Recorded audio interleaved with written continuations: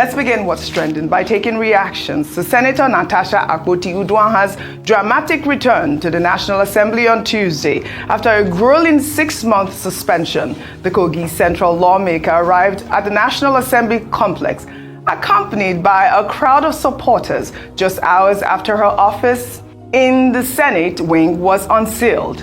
The senator's return wasn't without controversy. Speaking to journalists before entering her office, Akpabio revealed she had learned of her reinstatement through news reports and social media videos rather than official communication from the National Assembly management.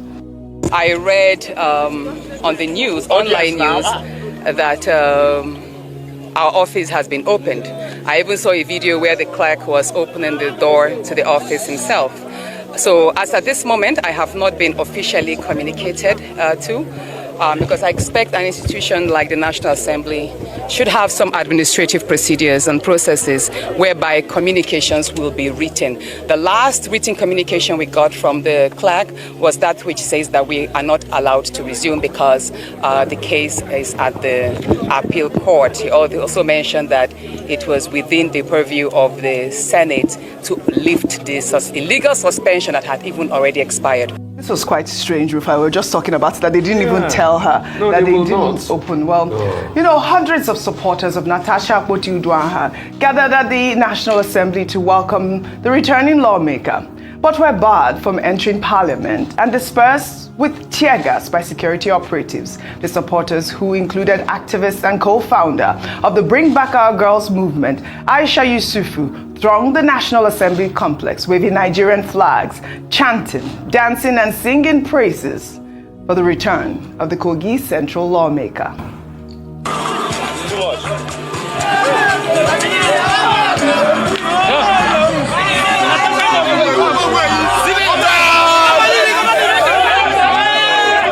Peter for Nigeria! Peter for Natasha! Natasha for Nigeria! The princess of the Senate! You are taking your place today! You are a senator! Nobody can remove you! Your people are with you! God is with you! This is the wife of Allah. There's no problem, you're looking up for what?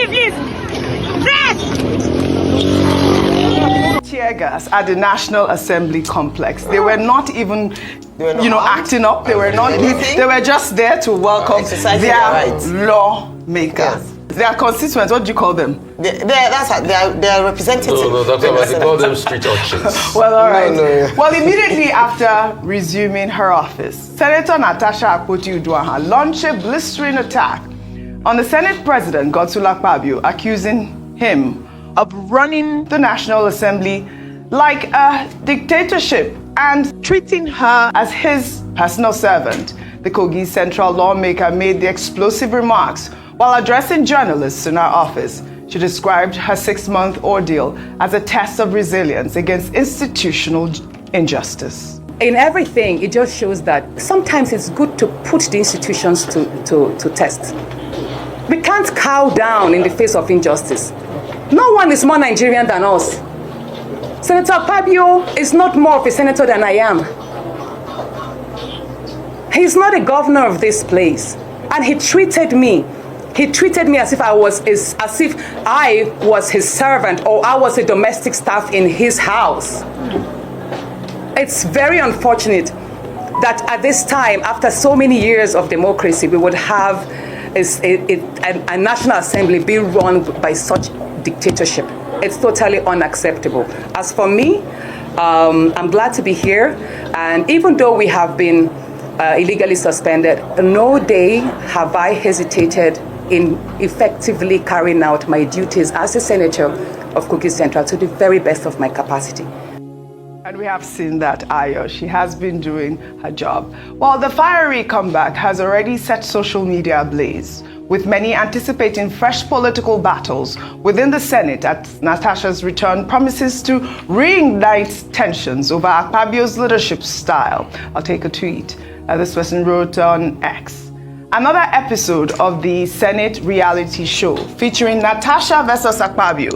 Can we get back to real issues like minimum wage, ASU strikes, and insecurity? Natasha says she was treated like a servant, but millions of Nigerians are treated worse daily by a system she's part of.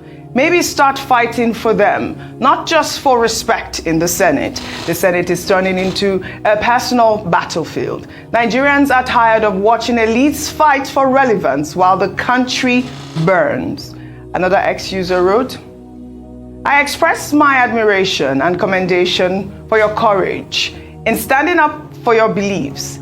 It is indeed unfortunate and unjust that we are faced with governance by authoritarian figures, which undermines the strength of our institutions, thus weak institution. I mean, I think I like that tweet, Ayo. I'll come over to you. I believe that this story has come again in the front burner. And like, the other Twitter user alluded to, there's going to be another version of a Natasha versus Akpabio saga, because obviously she did accuse him of dictatorship and treating her like a servant. But I don't know what your thoughts are with, the fact that they tear-gassed her people, her constituents that were there, and the fact that, they unsealed her office without her knowledge. So we found out about the unsealing of her office while we're on air. So we, in the newsroom, virtual newsroom, we saw pictures that the sergeant at arms and the clerk of the Senate had gone to make a show of unsealing her office. And from her interview, we then discovered that she wasn't even informed. I know it put us in that situation as to, okay, this unsealing, does it mean that the Senate is now willing to receive her? Does it mean they're setting aside the court case which they had cited as the reason why they could not admit her following the end of her 6-month suspension? A number of questions around this. And if we're going to build strong institutions, which we continuously advocate here on this table, we have to ensure that we get to the bottom of this. It's not enough for us to just wake up one morning and all is forgiving, kumbaya, let's move on.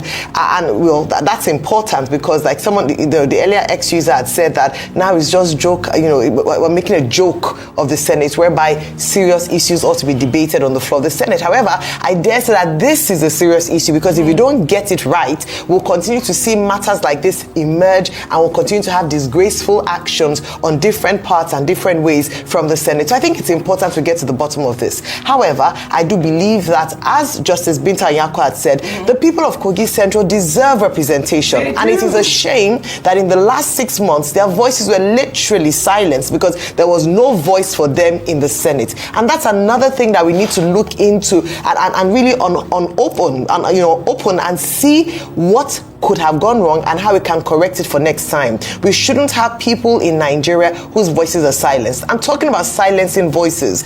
A group of people exercising their right to protest, peaceful protest, or they're even protesting. They're just showing solidarity, support to Senator Natasha Akpoti-Uduaghan, and we're tear-gassed. For what reason? We are too used to using, these forceful actions to disperse citizens of Nigeria, citizens who, despite all challenges, continue to exercise their rights and show support because they wanted their voices heard, and then they were tear-gassed. For what reason? Did they behave in a disruptive manner? Were they disrupting any legislative proceedings, which, by the way, they are not there on recess? So I want to understand why tear gas was used on the people. Let's not get used to nonsense. Let's not get used to bad behavior. I think it's very important to state that. But now that Senator Natasha Akpoti-Uduaghan is there, I'm glad she said she continued to work for her constituents. Let us get work done. Yes. Let them come back from their long recess and actually begin to represent the interests of those who have put their trust in them by electing them to represent them in the Senate. That's what we want to see. But lastly, I want to say this. Beyond Senator Natasha Akpoti-Uduaghan, the reason why this was very important was we're not just fighting for the person. As we often say, we are fighting for the institution or fighting for the position. It can be Senator Natasha Akpoti-Uduaghan today. It can be someone else tomorrow. And if we don't speak up, we will continue to see this kind of undemocratic actions, almost dictatorial in its nature, happen in the Senate. And that's not what we want. We are defending Nigeria's institution, not just an individual. All right. Well said. Thank you for your submission.